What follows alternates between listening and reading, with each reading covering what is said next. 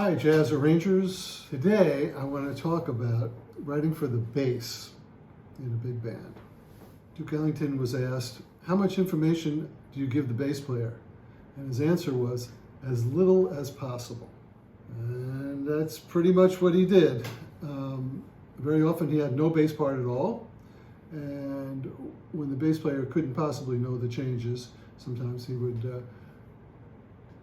write out a very simplistic part. The idea was that he wanted the rhythm section to function as a small group rhythm section rather than have their heads buried in the music and play exactly what he wrote. He wanted them to internalize the chart and then play what makes good music and what's swinging. That's pretty much how I look at it as well.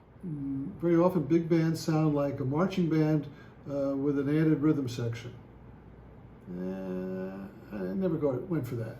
So I like it to be a jazz band, which means that the rhythm section functions as the engine of the band, and then the horns are there for color and to play melodic material and play some harmonies, play some rhythms here and there. If the horns don't show up and just the rhythm section is there, it's already going to be swinging. That's my concept. Seems to work pretty good for the great bands in the history of the music. So in the rhythm section we have a bass player. Now I'm not a big fan of Fender bass, electric bass, except if you're doing non-swing music. Problem with the electric bass and with bass amplifiers is that after they pluck the note, it rings forever. There's no decay. In Gunther Schuller's early jazz book, he says the reason why they stopped using tubas in jazz and why they went to the string bass is because when you play a note, you hold out the note and then you go to the next note, boom, boom, boom, boom. Whereas when you pluck the string bass, boom, boom, boom, there's an immediate decay, which leaves space in between the beats so that we can hear all the other instruments making the bass transparent. And also so that when when the bass player plays the next note, it feels more accented than if the note before it was still ringing. So I don't use an amplifier in my performances. It's not allowed on the stage for that very reason. If we have to amplify, if we have to put microphones in the whole band, say we're playing outside or for some reason we have to use amplification, I will put a microphone in front of the bass and have them go through the sound system. That's a better solution, although I prefer to not use any amplification at all in an ideal setting. The range of the bass. The bass has 4 strings. It's tuned in fourths, unlike the other string, violin, viola, cello, they're tuned in fifths. But the bass is tuned in fourths. The lowest string is an E string. It's written on the E below the bass clef, but it sounds, all the notes on the bass sound an octave below where they're written. Good to know that. So E is the lowest string, then A, then D, and then the highest string is the G string. So they would sound like here. How high can the bass play? Well, wait a minute, before we get that, how low can the bass play? Well, the lowest it can play is a low E. There is also some bass players, very few in jazz, have a low C extension. You rarely see that in jazz. So I don't write below a low E for the bass, unless you're writing for a specific player, and he's not going to ever send in any subs. Low E, that's what you want. How high can the bass play? If it's a walking bass part, well, yeah, bass parts, generally it doesn't walk above maybe a B, be written as a B in the treble clef. It sounds the B just below middle C. That'd be about as high, but it could be a little higher. I've written up to a D or an E. That's very unusual. Normally the bass plays in the staff, maybe a few notes higher. When he's walking, usually E or F. That's probably about it. But it could go up, could go up to B flat, somewhere in there. That's pretty unusual. So for walking bass, or bass parts in general, if the band is playing loud and playing big fat voicings, you want to give a nice bottom to it, and so you write the bass in as low register. If you want the music to be light, it's soft and moving along quickly, then you would write the bass in as middle to upper register. Bass can either pluck the bass, that's called pizzicato, or it could be arco, which is with a bow. Arco, if he's playing arco, he's not technically a member of the rhythm section at that moment. He's more like a horn player, and he's not going to be contributing to the rhythm section. You would write him a melodic part. Here's an example. This is from a piece of mine called Marlowe, and this is some arco bass.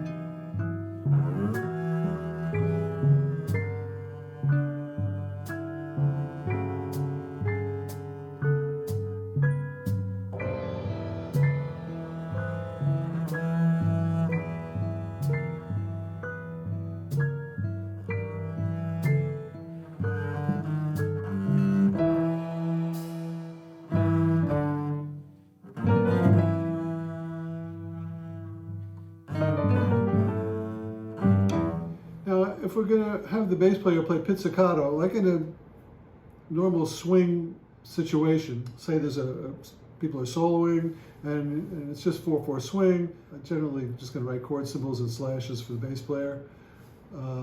Leave it up to him to figure out how he's going to walk, and he could respond to what the soloists are doing. And also, a lot of times, even on ensemble things, I don't really need anything specific from the bass player, and I'll just write chord symbols and slashes.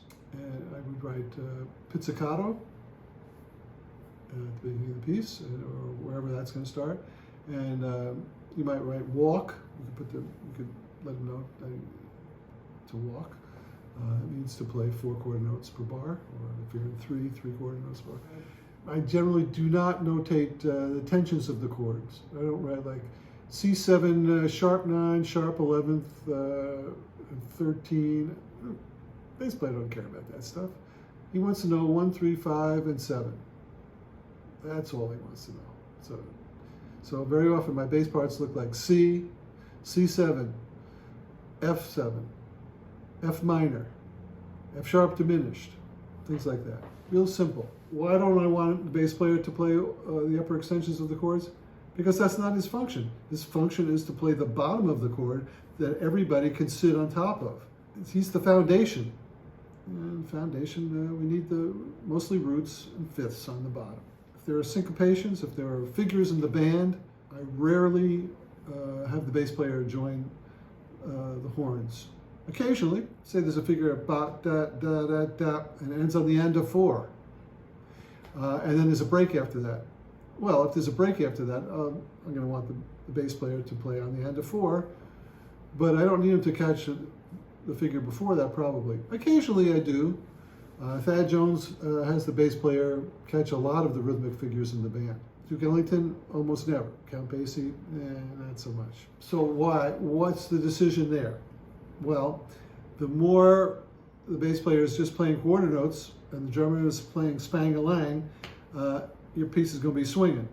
When they interrupt that groove with figures, it interrupts the swing. So here's a section of a chart called Do It Again, where bass players just mostly swinging.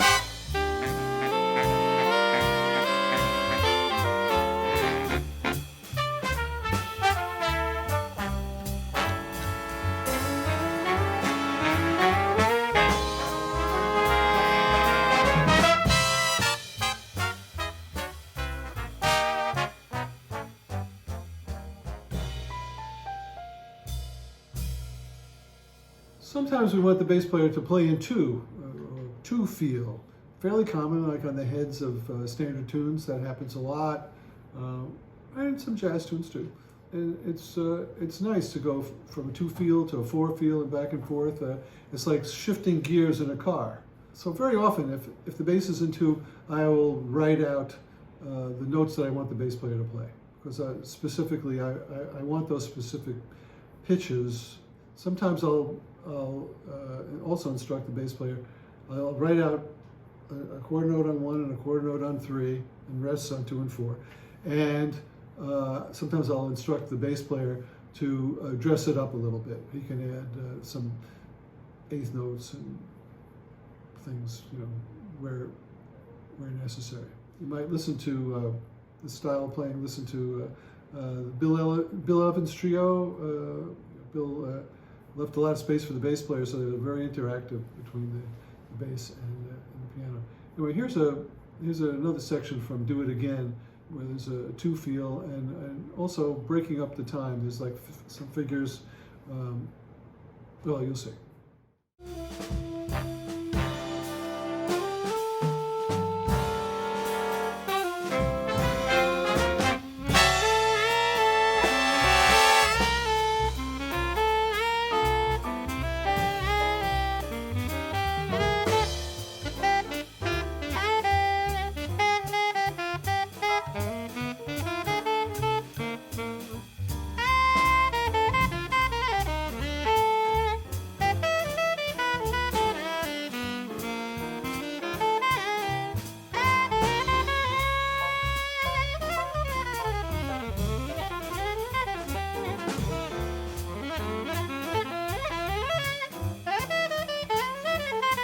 Something I think about a lot in constructing bass parts is contrary motion or parallel motion.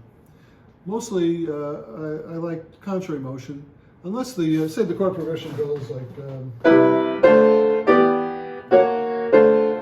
That's obviously a parallel kind of a 1, 2, 3, flat 3, 2. So I would have the bass player do that in parallel motion with the rest of the band. But most times I want the bass to go in the opposite direction from the melody part or the lead part. That seems more satisfying and makes the bass an independent part. Another thing about writing for bass that's important is a lot of pieces use grooves. A specific pattern, could be an ostinato pattern usually. You might have something like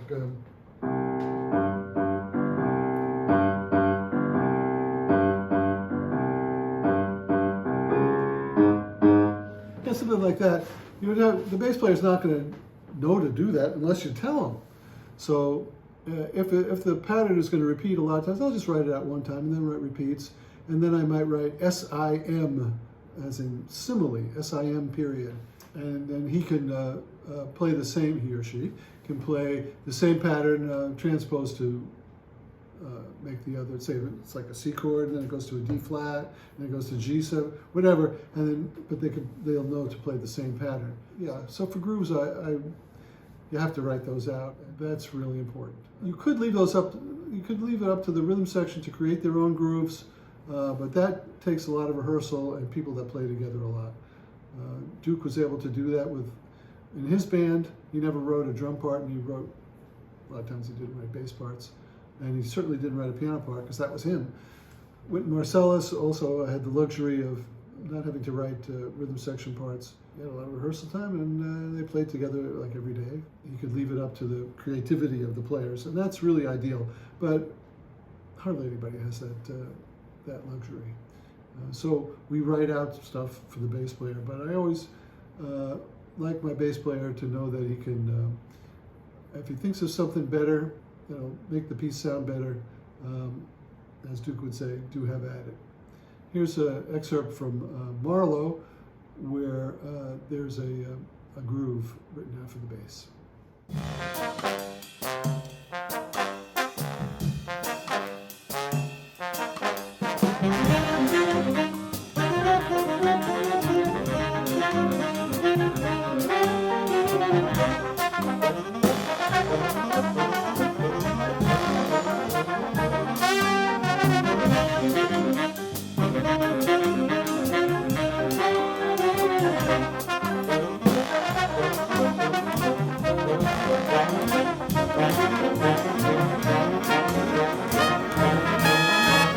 Thanks for watching this episode of Writing for Big Man. If you like this lesson, be sure to like, comment, and subscribe. And check out the other lessons on my channel. If you want to know more, there's tons of information in my books, Creative Jazz Composing and Arranging, Volume 1 and 2, which you can find on my website in the description below. The books have plenty of examples and techniques, and you can download the scores to follow along. Thanks for watching, and happy arranging.